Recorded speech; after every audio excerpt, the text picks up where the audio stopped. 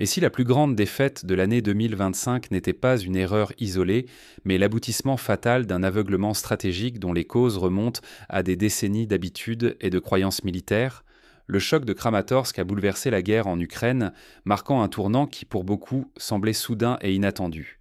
Pourtant, ce désastre ne fut pas le fruit du hasard, mais la conséquence inévitable d'un engrenage d'erreurs, de signaux ignorés et d'une confiance égarée au sommet du commandement. Pour bien comprendre l'ampleur de ce qui s'est passé, il faut élargir notre regard et replacer Kramatorsk dans une longue histoire de conflits où l'aveuglement stratégique a mené à la ruine. Prenons un instant pour nous souvenir de la bataille de Dien Bien Phu en 1954, où la France, pourtant dotée de moyens supérieurs, a sous-estimé la capacité de manœuvre de l'adversaire vietnamien. Les fortifications, perçues comme imprenables, sont devenues un piège mortel dès lors que l'ennemi a su contourner la doctrine établie. Kramatorsk, 70 ans plus tard, n'est-il pas l'écho tragique de cette même erreur? Mais comment une armée moderne, équipée de drones, de satellites et de systèmes de communication ultra performants, a-t-elle pu sombrer dans le piège ancestral du chaudron, cette manœuvre d'encerclement redoutée depuis plus d'un siècle? Pourquoi ces outils, censés prévenir l'imprévisible et offrir une vision globale du champ de bataille, ont-ils échoué à sauver la situation? Des exemples historiques abondent. Lors de la bataille de Stalingrad en 1942, l'armée allemande, pourtant pionnière dans l'utilisation des communications radio et des chars rapides, a été encerclée par une armée soviétique jugée inférieure technologiquement. Le piège du chaudron n'a rien perdu de sa puissance destructrice, même à l'ère de la technologie. Dans l'ombre, la chute de Kramatorsk n'a rien d'une surprise. Elle avait été annoncée par des doctrines figées, une sous-estimation des faiblesses internes et une foi aveugle dans la résistance statique, alors que le terrain exigeait l'agilité. L'érosion du commandement et la négligence du renseignement ont ouvert la voie à la catastrophe. C'est la répétition d'un schéma trop bien connu dans l'histoire militaire, où la routine et l'orgueil prennent le pas sur l'adaptation et la vigilance. Mais l'enjeu déborde largement le cadre ukrainien. Car si l'on ne décortique pas les causes profondes de ce fiasco, d'autres armées pourraient, elles aussi, tomber dans le même piège. Ce qui se joue ici, ce n'est pas seulement la survie de soldats ou la sécurité d'un État, mais l'équilibre de toute une région et, par extension, la sécurité collective européenne. Un échec stratégique peut, en cascade, entraîner des effets dévastateurs bien au-delà de la ligne de front. Comprendre comment une force censée être invincible peut s'effondrer aussi brutalement, c'est saisir l'urgence de repenser la guerre moderne. Ni la technologie, ni l'équipement, aussi avancés soient-ils, ne remplacent la lucidité stratégique, ni l'intelligence collective. Cette leçon, Napoléon l'avait déjà comprise lors de la campagne de Russie, où la supériorité technique et organisationnelle s'est brisée contre l'imprévu et l'inadaptation au terrain. Pour saisir comment l'été et l'automne de l'année 2025 ont mené à l'anéantissement de Kramatorsk, il faut revenir à l'origine de cette campagne, là où tout a commencé. C'est dans les coulisses de l'état-major que la tragédie s'est silencieusement préparée, bien avant le premier coup de feu. Avant même les premiers tirs, certaines failles étaient un an déjà béantes.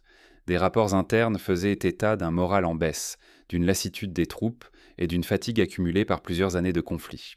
Certains officiers avaient alerté sur le manque de rotation des unités et l'usure des équipements, mais ces avertissements ont été jugés secondaires face à la pression politique.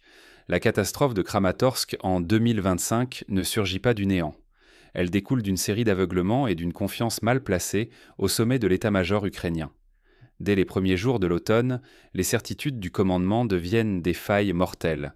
On retrouve ici le même schéma que lors de la bataille de Singapour en 1942, où la confiance britannique dans l'invincibilité de la forteresse s'est effondrée face à une attaque inattendue. Plutôt que de s'en tenir aux besoins du terrain, Kiev privilégie des objectifs symboliques, comme la défense de Kramatorsk à tout prix. Cette obsession, dictée en partie par la pression internationale, entraîne le redéploiement des brigades les plus aguerries et lourdement équipées vers le sud, en direction de Kherson, dans l'espoir d'obtenir des victoires médiatiques rapides. Mais ce transfert laisse la défense de Kramatorsk aux mains d'unités territoriales, peu entraînées et mal armées. Un choix qui rappelle la décision allemande de laisser Stalingrad aux mains de divisions satellites, sous-estimant la menace réelle. Au même moment, des concentrations inhabituelles de troupes russes sont signalées au nord et au sud du saillant de Kramatorsk. Les services de renseignement multiplient les alertes. Des groupes de choc se forment, appuyés par une logistique massive. Pourtant, à Kiev, ces signes sont minimisés. La foi dans la solidité de la ligne de défense l'emporte sur l'analyse du terrain. On retrouve ici la tentation de l'autosuggestion, qui a conduit tant de commandements à ignorer l'évidence.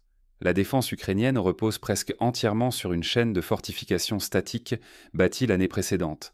Cette ligne n'a ni profondeur ni réserve mobile. Il n'existe aucun plan crédible pour contrer une percée ou organiser une contre-attaque. Ce schéma rappelle la ligne Maginot en France qui, malgré son apparence de solidité, a été contournée en quelques jours par la Wehrmacht en 1940. En face, l'état-major russe analyse chaque déplacement, chaque hésitation adverse. La préparation de l'offensive se fait dans le silence avec méthode. Moscou attend le moment où la défense ukrainienne sera la plus vulnérable, sûre de son avantage technologique et organisationnel. Cette patience stratégique rappelle la préparation des grandes offensives soviétiques à Koursk et à Bagration, où chaque erreur ennemie était exploitée au maximum. Ainsi, l'Ukraine s'enferme dans une posture défensive rigide, sourde à ses propres signaux d'alerte. Refuser d'adapter sa doctrine et ignorer la réalité du renseignement condamne à la surprise, puis à l'effondrement. Le piège se referme, lentement mais sûrement. À ce stade, l'issue semble déjà scellée, même si les acteurs sur le terrain n'en ont pas encore pleinement conscience. Mais comment, concrètement, l'armée russe va-t-elle orchestrer l'exploitation de ces erreurs ? Quels leviers technologiques et tactiques va-t-elle mobiliser pour transformer la faiblesse ukrainienne en déroute générale ? L'analyse des premières heures de l'attaque russe révèle une méthode implacable, où chaque mouvement est anticipé et chaque faille exploitée. Dès lors, la bataille prend une tournure irréversible. Cela rappelle la Blitzkrieg allemande de 1940, où la rapidité et la coordination laissaient l'adversaire sans voix. L'assaut sur Kramatorsk n'a rien d'une attaque conventionnelle. C'est la vitrine implacable d'une guerre du XXIe siècle, où chaque atout technologique est utilisé pour briser la défense adverse avec une efficacité quasi mécanique. On retrouve ici la logique de la guerre réseau-centrée, expérimentée en Irak en 2003 par les forces américaines. Avant même l'aube, l'artillerie ouvre le bal. Des milliers d'obus guidés, coordonnés avec des salves de missiles, s'abattent sur les postes de commandement ukrainiens, les dépôts logistiques et les nœuds de communication. En moins de 2 heures, les structures vitales sont pulvérisées. Cette frappe initiale rappelle l'opération Tempête du désert, où la coalition avait paralysé l'Irak en quelques heures grâce à la supériorité de ses frappes de précision. Aussitôt après, des groupes d'assaut entraînés pour exploiter la moindre faille s'engouffrent dans les brèches. Leur progression est guidée en temps réel par une nuée de drones de surveillance qui repèrent tout mouvement, toute tentative de regroupement et redirigent instantanément le feu d'appui. Cette utilisation des drones, déjà vue au Haut-Karabakh, montre la mutation de la guerre moderne où l'homme et la machine forment une symbiose tactique. La force de l'opération réside dans une synchronisation totale. L'aviation surgit, frappant les colonnes ukrainiennes, tentant de se replier ou de contre-attaquer. Simultanément, la guerre électronique plonge les défenseurs dans le brouillard. Brouillage massif, radar muet, transmission coupée. En quelques minutes, la réaction ukrainienne est bloquée. On retrouve ici la doctrine russe de la bulle d'exclusion, appliquée jadis en Syrie. L'encerclement se referme. Au nord comme au sud, des colonnes blindées foncent pour verrouiller chaque route, chaque voie ferrée menant à la ville. En moins d'une journée, Kramatorsk et ses défenseurs sont coupés du monde, cernés sans espoir de renfort ni de ravitaillement. Cette rapidité d'exécution rappelle l'encerclement de Falaise en 1944, où la tenaille s'est refermée sur la 7e armée allemande. Chaque tentative de contre-attaque ukrainienne est anticipée, annihilée. Dès qu'un mouvement de blindés est détecté, il est pilonné par l'artillerie ou bombardé du ciel. La supériorité aérienne russe et la surveillance continue rendent tout espoir de percée illusoire. C'est la matérialisation du concept de kill chain qui, une fois brisé, condamne tout adversaire à la défensive. La panique gagne les défenseurs. Privés de commandement, sans communication fiable, ils réagissent à l'aveugle. La moindre tentative de coordination est brouillée. Chaque regroupement devient une cible pour l'ennemi. On pense à la débâcle française en juin 1940, où la désorganisation a précédé l'effondrement militaire. Dans cette tempête, l'armée ukrainienne, dépassée technologiquement et tactiquement, ne peut qu'endurer. Il ne s'agit plus d'une bataille, mais d'une élimination méthodique d'une garnison piégée. L'isolement total fait de Kramatorsk un piège mortel. La supériorité technologique dicte le sort de la ville. Les défenseurs deviennent de simples spectateurs de leur propre anéantissement. La question n'est plus de savoir qui l'emportera, mais combien de temps la garnison encerclée pourra survivre dans cet enfer, minute après minute. Cette tension, on l'a retrouvée déjà à Stalingrad, où la 6e armée allemande attendait en vain une percée qui ne viendrait jamais. Mais comment en est-on arrivé là ? L'échec de la défense de Kramatorsk n'est pas qu'une question de moyens. Il puise ses racines dans des erreurs stratégiques et organisationnelles accumulées bien en amont. L'histoire militaire regorge d'exemples où la défaite était inscrite dans les choix faits bien avant la première salve. La campagne de Crimée en 1854 en est un exemple frappant où la rigidité du commandement allié a mené à des pertes inutiles. La bataille s'est muée en une liquidation systématique dont les répercussions dépassent le champ de bataille. C'est un désastre qui engloutit non seulement des vies, mais aussi l'avenir d'une nation déjà fragilisée. Chaque défaite majeure laisse derrière elle un traumatisme collectif, comme ce fut le cas pour la France après Sedan en 1870. Le chaudron est devenu un piège mortel pour plusieurs dizaines de milliers de soldats ukrainiens et des centaines de blindés. Coupés de toute retraite, encerclés sans espoir, beaucoup se retrouvent sans issue. Les frappes, coordonnées en temps réel grâce aux renseignements, pulvérisent dans les postes de commandement.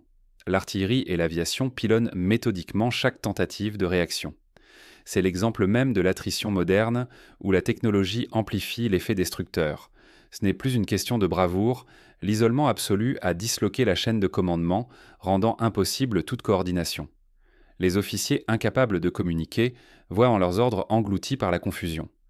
Privés de ravitaillement et de renforts, les unités ne peuvent plus que survivre, sans espoir de victoire ou de retraite. On retrouve ici le dilemme de l'armée polonaise encerclée à Varsovie en 1939.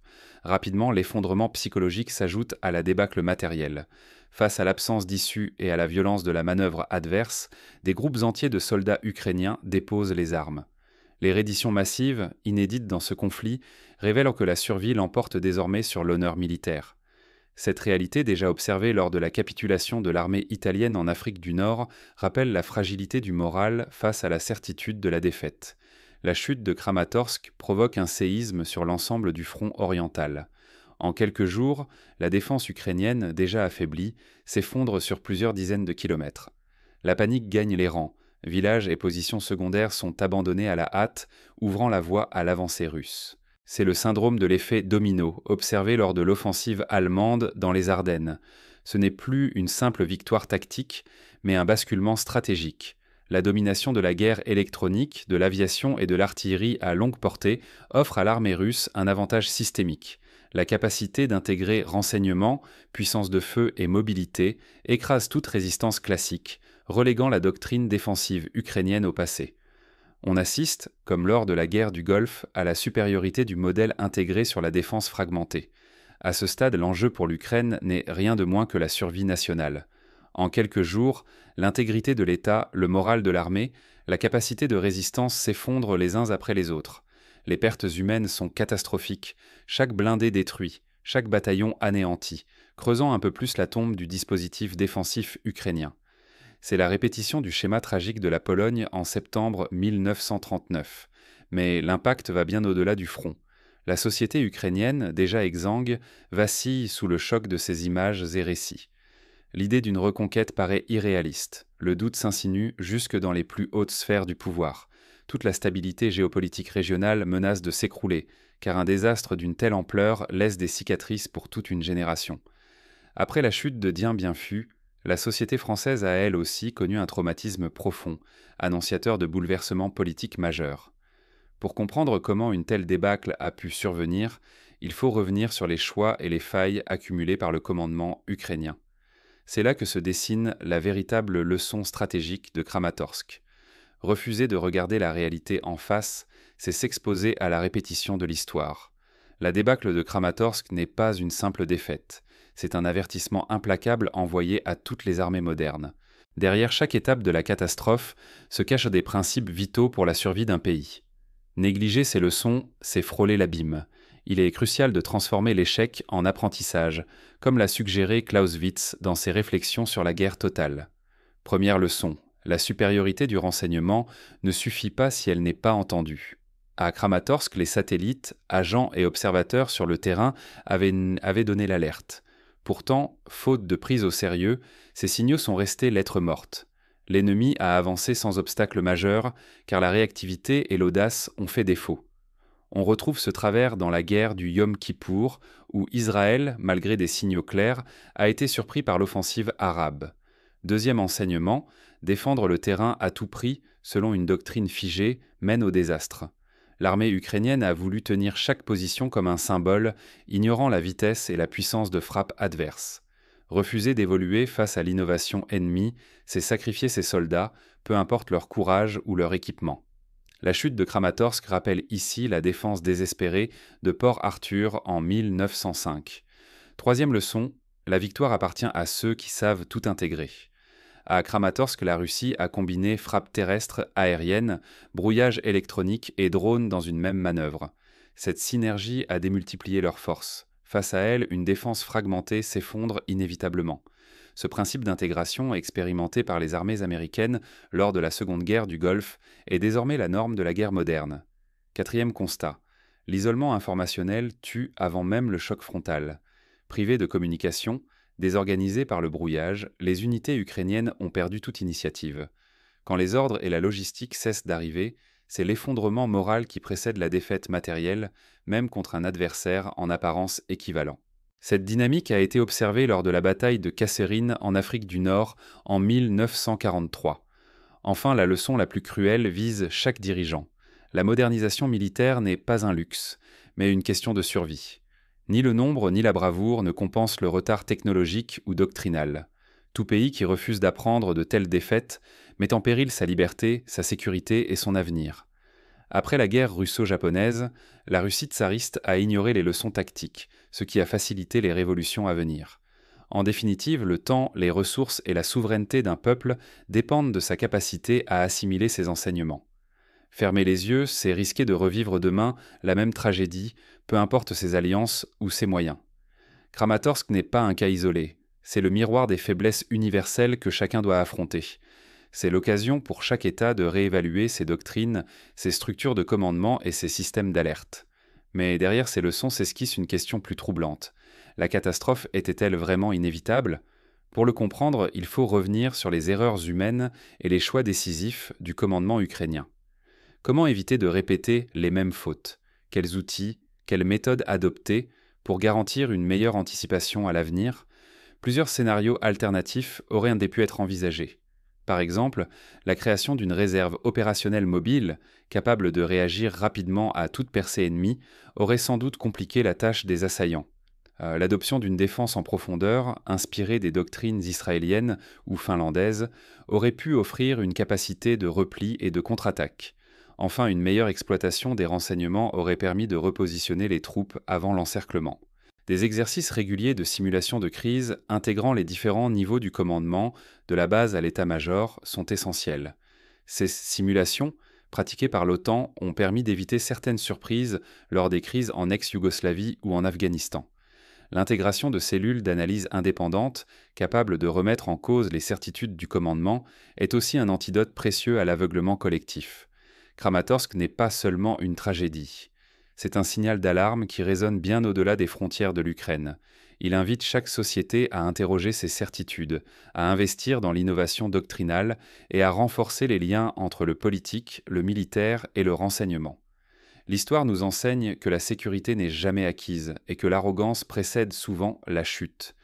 Revenons à la question initiale. Pourquoi l'armée ukrainienne, pourtant dotée de ressources importantes, s'est-elle effondrée à Kramatorsk ? Ce désastre n'est pas un accident ni le fruit du hasard. Il est le résultat logique d'une série d'erreurs stratégiques et organisationnelles accumulées sur plusieurs mois. Chaque étape aurait pu être infléchie par une décision différente, une écoute plus attentive des signaux faibles, une capacité d'adaptation plus grande. L'armée russe n'a pas inventé les faiblesses ukrainiennes. Elle les a exploitées sans pitié. Absence de réserve mobile, défense figée et refus obstiné d'écouter les signaux du renseignement. Chaque avertissement négligé a rapproché l'armée ukrainienne du point de rupture. Cela rappelle l'exploitation par les Alliés des faiblesses allemandes à la fin de la Seconde Guerre mondiale, où la supériorité organisationnelle a fait la différence. Kramatorsk nous enseigne une vérité brutale. Dans la guerre moderne, le courage ne suffit plus. Une armée et un État ne survivent que s'ils savent anticiper, apprendre et s'adapter sans délai. Refuser d'évoluer, c'est accepter d'être dépassé, puis écrasé. C'est la leçon des batailles perdues de l'histoire, de Waterloo à Dien Bien Phu. Cette défaite n'est pas qu'une affaire ukrainienne. Toute nation qui néglige l'innovation doctrinale et la maîtrise du renseignement militaire s'expose au même sort tôt ou tard. S'enfermer dans la routine, c'est offrir à l'ennemi les clés de sa propre chute. Les États qui ont su transformer leurs échecs en réformes, comme Israël après la guerre du Kippour, ont pu renforcer leur sécurité. Ceux qui ont persisté dans l'erreur, comme la France d'avant 1940, ont payé le prix fort. Ignorer la leçon de Kramatorsk, c'est ouvrir la porte à d'autres désastres, qu'ils soient militaires, politiques ou sociaux. L'histoire ne prévient pas, elle sanctionne l'impréparation et l'aveuglement.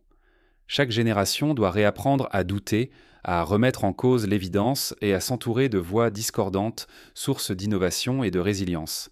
Alors que la guerre change déjà de visage, faut-il vraiment attendre la prochaine tragédie pour réinventer notre sécurité ?